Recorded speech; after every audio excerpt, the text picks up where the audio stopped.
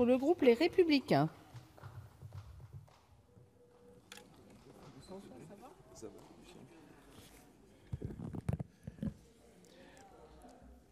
Madame la Présidente, Madame la Ministre, mes chers collègues, je voudrais, à l'occasion de ce débat, vous dire ma préoccupation au sujet de l'hôpital en général et de l'hôpital dans les départements ruraux en particulier. D'abord, je vais être très clair sur le sujet, la loi HPST ne répond pas à nos attentes. Je précise par ailleurs que j'ai été le seul député de mon groupe à l'Assemblée nationale à avoir voté contre en son temps, et je ne le regrette absolument pas. Pourquoi cette préoccupation de l'hôpital rural ? Partons d'abord des besoins des personnes éloignées géographiquement des hôpitaux et de la notion de perte de chance, notamment en cas d'urgence. Il est avéré que l'éloignement de certaines personnes augmente hélas la perte de chance. Certains pensent avoir trouvé le Graal, la solution avec l'hélicoptère. Or, celui-ci ne vole pas par tous les temps, ni la nuit. La qualité des moyens pour accéder aux urgences ne peut souffrir d'exception, je pense que vous en conviendrez. Il reste le maillage des hôpitaux et ce qu'ils recouvrent réellement. En fait, les services qu'ils possèdent. Mais ce qui m'intéresse surtout, c'est la distance maximale des usagers à cet hôpital. Bien sûr aussi, l'implantation des médecins libéraux en milieu rural, qui souvent interviennent en première intention auprès des gens qui ont besoin de recevoir des soins d'urgence et dont l'hôpital est l'établissement pivot. À titre personnel, je suis pour le refus de conventionnement avec la sécurité sociale lorsque des médecins choisissent de s'installer dans une zone surdense. Et là, je ne suis pas tout à fait d'accord avec certains des collègues de mon groupe.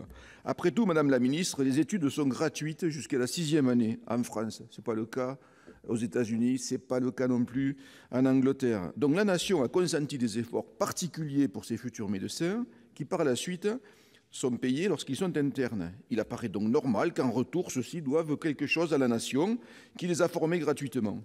Doit-on maintenir à tout prix des hôpitaux dans des zones peu densément peuplées, très éloignées de grands centres urbains?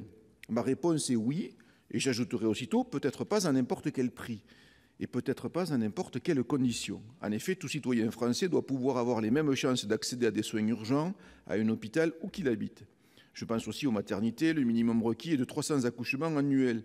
Or, il est des zones de notre territoire où la densité de population est de moitié celle du Sahel et où l'on se retrouve à plus d'1 heure d'un centre hospitalier. Je pense à certaines zones de mon département de l'Aveyron où aujourd'hui d'ailleurs la maternité de Decazeville est provisoirement fermée, celles de Millau et de Saint-Afrique sont parfois sur la sellette, alors qu'une réflexion est en cours pour un projet commun. À côté des professionnels de santé, la notion d'aménagement dit du territoire ne peut laisser de côté les élus locaux et les parlementaires de ce territoire. Les parlementaires ne méconnaissent pas l'évolution technique de la médecine et la nécessité d'avoir des hôpitaux performants, mais nous souhaitons, en même temps, une véritable politique de différenciation des territoires avec des exceptions géographiques pleinement assumées par la nation et qui assurent ce que l'on pourrait appeler le minimum vital dans les délais les plus brefs. Ces exceptions géographiques clairement assurées pour lesquelles, une fois définie, la notion d'équilibre budgétaire à tout prix ne serait pas la seule finalité et surtout la seule condition de leur existence. Madame la Ministre, je vous demande une chose, c'est que les parlementaires ne soient pas écartés de toute réflexion et surtout que la notion d'exception géographique trouve une validation législative.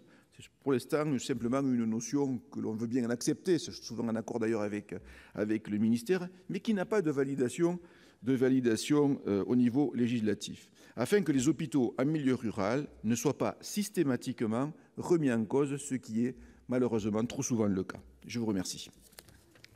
Merci, chers collègues. La parole est à Madame Annie David pour le groupe communiste et républicain.